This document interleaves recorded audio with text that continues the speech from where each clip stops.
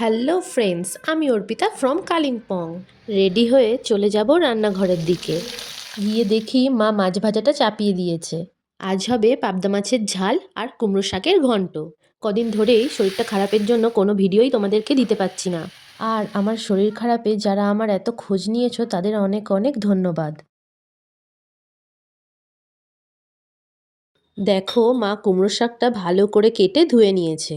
মটর ডাল বাড়িতে না থাকায় মা তখন বলল, একবার মুসুর ডাল দিয়ে করেই দেখ না। মুসুর ডালটা পেস্ট করে আলু আর কুমড়ো শাকটা সেদ্ধ বসিয়ে দিলাম। ডালটায় 1 চামচ বেসন আর পরিমাণ মতো নুন হলুদ দিয়ে নিয়ে ফেটিয়ে নিলাম। আলু আর শাকটা সেদ্ধ হয়ে গেছে, এবার ছোট ছোট করে বড়াটা ভেজে নিলাম। আর এদিকে মা 2 রকম সর্ষে বেটে নিল। কড়ায় 5 ফোড়ন শুকনো লঙ্কা দিয়ে আলুগুলো ভেজে নিলাম। কড়ায় শাকটা দিয়ে পরিমাণ মতো নুন হলুদ দিয়ে দিলাম। এবারে দিয়ে দিলাম কাঁচা লঙ্কা আর টমেটো, আর দিয়ে দিলাম সর্ষে বাটাটা। এবার বড়াগুলো দিয়ে দিলাম আর দিলাম পরিমাণ মতন চিনি। দেখো, আমাদের কুমড়ো শাক রেডি। দেখো, দেখেই বোঝা যাচ্ছে যে কত সুন্দর হয়েছে। শাক কিন্তু যত ঘাঁটা ঘাঁটা হয় তত সুন্দর লাগে খেতে। চলো তাহলে আজ এইটুকুই, আবার দেখা হবে পরের ভিডিওতে। Bye bye.